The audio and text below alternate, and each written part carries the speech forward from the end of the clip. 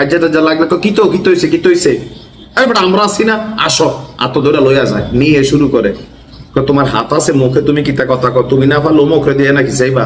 পরিস্থিতিটা এরকমই। আল্লাহ ইরানকে হেফাজত করুক।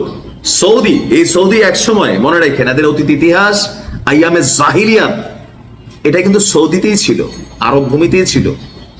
এই জাতিতে আল্লাহ কত লক্ষ লক্ষ ফেরেশতা পাঠাইছেন, নবী পাঠাইছেন, রাসূল পাঠাইছেন, কিন্তু কখনো কোনো পরিবর্তন হয়নি।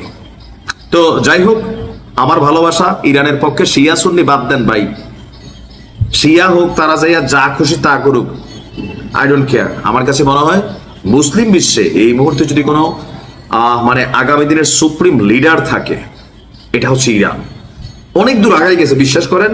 ইরান রে আব্বা রাখবো যদি খালি আমেরিকানরা সইরা যায়, পশ্চিমারা সইরা যায় আরব রাষ্ট্রগুলোর কাছ থেকে, চাড়াইয়া সমান করে ফেলবে। ভালো থাকুন, আসসালামু আলাইকুম।